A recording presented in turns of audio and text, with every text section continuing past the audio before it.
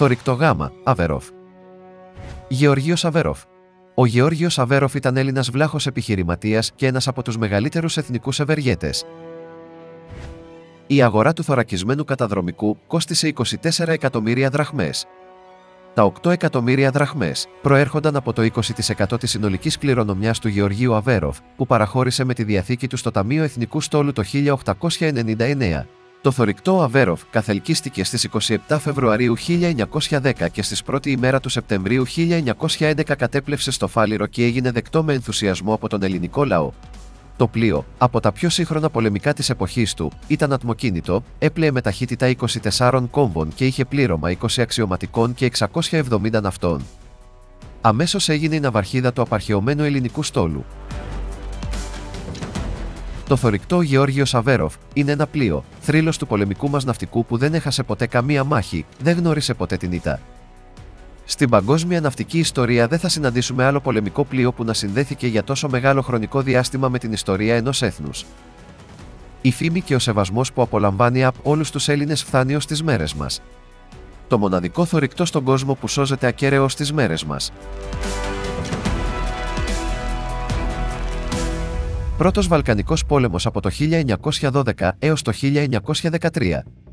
Το πλοίο πήρε μέρος στον Πρώτο Βαλκανικό πόλεμο ως ναυαρχίδα του στόλου, με κυβερνήτη τον ναύαρχο Παύλο Κουντουριώτη. Το Αβέροφ συμμετείχε στις επιχειρήσεις απελευθέρωσης των νησιών του Ανατολικού Αιγαίου και διαδραμάτισε καθοριστικό ρόλο στις ναυμαχίες της Έλλης 3 Δεκεμβρίου 1912 και της Λίμνου 5 Ιανουαρίου 1913 ενάντια στον Οθωμανικό στόλο. Η ναυμαχία της Έλλης. Η ναυμαχία της Έλλης στις 3 Δεκεμβρίου 1912 ήταν η πρώτη από τις δύο κορυφαίες μάχες μεταξύ του ελληνικού πολεμικού ναυτικού και του Οθωμανικού στόλου κατά τον Πρώτο Βαλκανικό πόλεμο και πραγματοποιήθηκε στην έξοδο των στενών των Δαρδανελίων, η Ελισπόντου. Η ναυμαχία έγινε αφού πρώτα ο ελληνικός στόλος απελευθέρωσε ένα-ένα τα νησιά του Αιγαίου, Λίμνο, Θάσο, Σαμοθράκη, Ήμβρο, Τένεδο, Άγιο Ευστράτιο, Μυτιλήνη, Χίο. Μετά την απελευθέρωση της Τενέδου, ο ναύαρχος Κουντουριώτης έστειλε τηλεγράφημα στον αρχηγό του Οθωμανικού στόλου με το μήνυμα «Καταλάβαμε Τένεδον. Αναμένουμε έξοδο του στόλου σας. Αν επιθυμείτε, για άνθρακα προτίθεμαι να σας εφοδιάσω». Παύλος Κουντουριώτης, ο πιστός ναύαρχος. Ο γενναίος ιδραίος ναύαρχος Παύλος Κουντουριώτης. Ξεκίνησε από απλό ναυτόπουλο και έφτασε να γίνει 2 φορές αντιβασιλέας. Ητός και απέριτος στη ζωή του, σχεδόν ασκητικός, δεν αρεσκόταν στις επιδείξεις και στις κοσμικές εκδηλώσεις. Ήταν θαραλέος και τολμηρός όμως, πάνω απ' όλα με ακλόνητη πίστη στον Θεό και πίστευε πως κάθε ενέργεια πρέπει να ξεκινά πάντοτε με την επίκληση της Θείας Βοήθειας. Θεωρούσε τον εαυτό του σαν έναν απλό ναύτη και έβλεπε την αρχηγία ως δικαίωμα να πεθάνει πρώτος από όλους.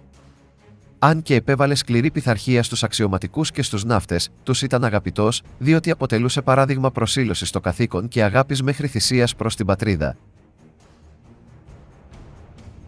Πριν αρχίσει η ναυμαχία της Έλλης, επισκέφθηκε όλους τους πύργους, για να εμψυχώσει τους πυροβολητές και τους ναύτες με τούτα τα λόγια: «Πίστη στο Θεό, πίστη στο έθνος, πίστη στη νίκη. Ήρθε η ώρα μας, παιδιά. Θυμηθείτε τους ναυμάχους του 21. Πρέπει να φανούμε αντάξιοι των προγόνων μας. Θα τους τσακίσουμε τους απίστους. Ο Θεός είναι μαζί μας». Ξανανεβαίνοντας τη γέφυρα, έστειλε και του έφεραν από το διαμέρισμά του ένα κουτί, που είχε μέσα το σταυρό του Πανάγιου Τάφου με το τίμιο ξύλο. Ζήτησε από το γιακιστή Τέντε το σουγιά του, έκοψε την ταινία του κουτιού, έβγαλε το σταυρό, τον ασπάστηκε, τον έβαλε στο γυσό της γέφυρας και είπε: «Με τη βοήθεια του σταυρού κανένα δεν θα φοβηθούμε». Και ύστερα τον κρέμασε στο στήθος του.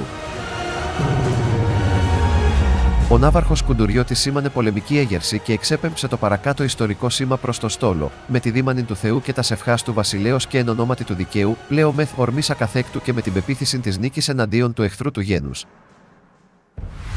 Η διάταξη του ελληνικού στόλου έναντι του τουρκικού. Το Σεϊτάν Παπόρ. Όταν ο Τούρκος ναύαρχος, απογοητευμένος από την εξέλιξη της ναυμαχίας, διέταξε τα σκάφη του να πλεύσουν πίσω προς τα στενά, ο Κουντουριώτης διατάσσει επίθεση όλων των ελληνικών αντιτορπιλικών κατά του εχθρού. Δυστυχώς όμως, η κεραία του ασυρμάτου του Αβέροφ είχε καταστραφεί από τα εχθρικά πυρά και το σήμα του για καλή τύχη των Τούρκων δεν έφτασε ποτέ στα ελληνικά αντιτορπιλικά. Εκνευρισμένος τότε ο ναύαρχος, ανάρτησε το σημαίακι με το γράμμα Ζ που σήμαινε π λάμδα ε ωμέγα ανεξαρτητά, έχοντας αποφασίσει να αναμετρηθεί με τον τουρκικό στόλο μόνος του, με τον Αβέροφ, το Σεϊτάν Παπόρ, διαβολικό πλοίο, όπως το ονόμασαν οι Τούρκοι. ένας εναντίον όλων. Το θέαμα ήταν πράγματι μοναδικό. Ένα μόνον πλοίο κατά δύο και μόνο του έναν ολόκληρο στόλο. Όλα τα τουρκικά σκάφη και τα επάκτια πυροβολία έβαλαν ασταμάτητα κατά του Αβέροφ. Τα πυρά τους όμως ήταν τραγικά άστοχα και ο τυχερός Μπάρμπα Γιώργος ξέφευγε. Παρά την καταδίωξη του Αβέροφ, πάντως, τα τουρκικά πλοία κατόρθωσαν να εισέλθουν στα στενά, έστω και φλεγόμενα. Η ναυμαχία είχε λήξει με πλήρη επικράτηση του ελληνικού στόλου. Είχε διαρκέσει 63 μόλις λεπτά της ώρας. Με την μπάντα του να πεανίζει στην πρίμνη, το Αβέροφ στράφηκε τελικά δυτικά εγκαταλείποντας το θύραμά του. Αποτελέσματα της ναυμαχίας της Έλλης. Η ναυμαχία έληξε με την νίκη του ελληνικού στόλου και με τον Οθωμανικό στόλο να είναι αποκλεισμένος μέσα στα στενά των Δαρδανελίων. Σε όλη τη διάρκεια της εμπλοκής στο θωρακισμένο καταδρομικό Αβέροφ έριξε 127 βλήματα ενώ δέχτηκε 4 βλήματα μεγάλου διαμετρήματος και 15 μικρού, αλλά οι ζημιές που υπέστη ήταν ελάχιστες. Απώλειες. Οι απώλειες των Οθωμανών ήταν 7 νεκροί και αρκετοί τραυματίες από τον Μπορμπαρόουσα, το οποίο υπέστη σημαντικές ζημιές στους Λέβητες και το πυροβόλο των 280 χιλιώτα λάμδα. Αχρηστεύτηκε εντελώς. Επιπλέον το Torgat Reis μέτρησε 51 νεκρούς και 40 τραυματίες που μεταφέρθηκαν στο νοσοκομιακό πλοίο Ρεσίτ Πασάς. Οι απώλειες του ελληνικού στόλου ήταν 2 άντρες του πληρώματος νεκροί και 5 τραυματίες, ενώ τραυματίστηκε και ένας ακόμη άντρας από το Σπέτσε. Η επόμενη μέρα, ο παράτολμος ελιγμός του θεωρήθηκε ασυλλόγιστος ηρωισμός και ακόμη και ο βασιλιάς Γεώργιος ο πρώτος του τηλεγράφησε συστήνοντάς του σύνεση και ψυχραιμία. Ο Τούρκος ναύαρχος Ραμίς Μπέι στον Αυτοδική, όταν παραπέμφθηκε για την υποχώρηση από την ναυμαχία, απολογούμενος είπε ότι, αν δεν έστρεφε για να απομακρυνθεί, θα βρισκόταν μεταξύ δύο πυρών από τον ελληνικό στόλο που θα τον εκμηδένιζαν.